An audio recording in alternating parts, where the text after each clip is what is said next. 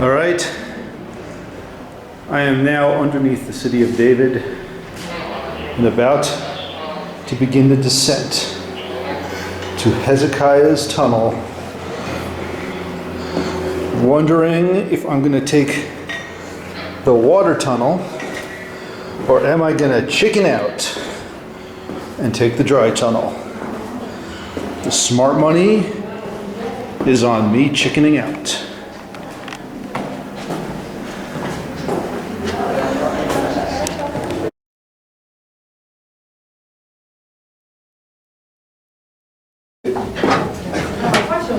The guide said it was a 7 to 8 minute climb down.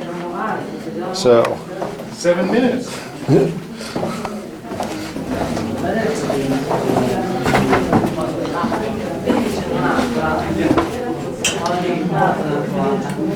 Which to me seems pretty deep.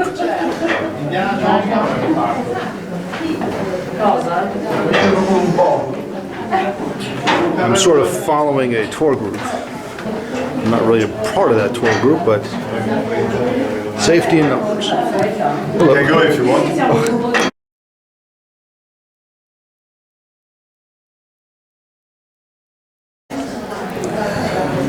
Still working our way down underground, and I actually just figured this out. We're not actually underground. We're on a hillside enclosed by a building. We're about to head underground. This room is actually part of the original Jebusite wall that guarded the spring. You can kind of see it goes up the hill. And I guess presumably at the time it would come down in a passage in the middle of the wall and come down here to the spring to get water. And the wall essentially protected access to the spring. But if I were to turn the camera around, you can kind of see there's a building behind me, and sort of, if you look real carefully, you would see daylight coming through. Doesn't change the fact that this is really freaking cool. And this just keeps going down and down and down to the bottom of the hill. So I'm guessing we're actually towards the bottom of the Kidron Valley. And there's a model, so let's take a look and see if I'm right.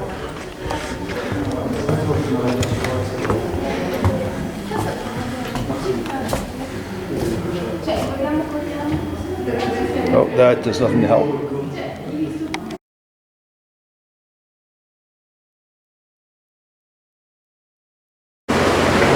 So here we are, the choice at last. Am I going down the wet route or the dry route? I guess we'll find out in a second. You can hear the rushing water as I approach the water tunnel, which is too dark to see. Just kidding, dry tunnel. But at least it has a wet floor.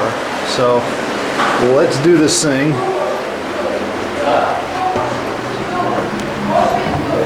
Ooh.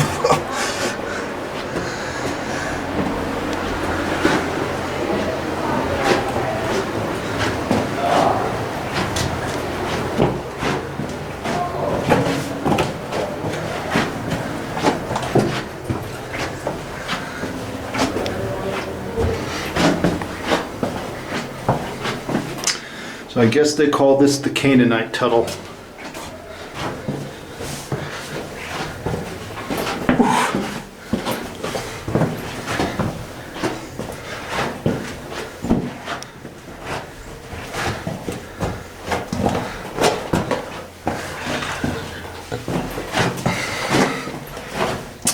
All right, I'll pick this up towards the end of the walk. So I don't have footage of the next part, so let me take a minute to explain the purpose of Hezekiah's tunnel before continuing. The tunnel was constructed around the year 700 BCE. Its purpose was to protect and channel Jerusalem's water source, the Gihon Spring. The spring was concealed under the hill, and the tunnel brought its water to the pool of Siloam at the southern end of the city. From there it could be collected and brought to other parts of Jerusalem by way of the Herodian Street, which is up next. And now, back to the video.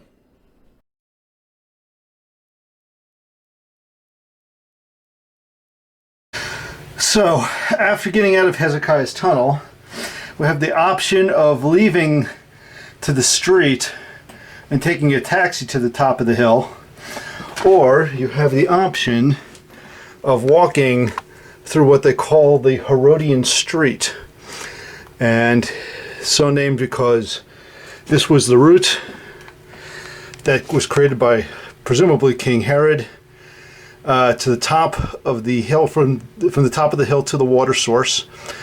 And I decided that I would do this because if I came all this way, I wanted to make it all the way, and I'm wondering if that wasn't a huge mistake, because I haven't seen anybody else in this tunnel now for 10-15 minutes. That way, if something happens to me in this tunnel, this will be like one of those movies where they find the footage. So I'll check in hopefully when I get out. I made it out of the Siloam drainage tunnel. 600 meters of very narrow, very steep, very hot tunnels.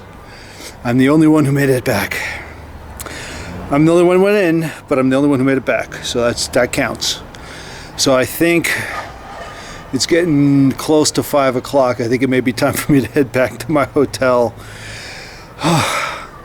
and ponder today's experiences.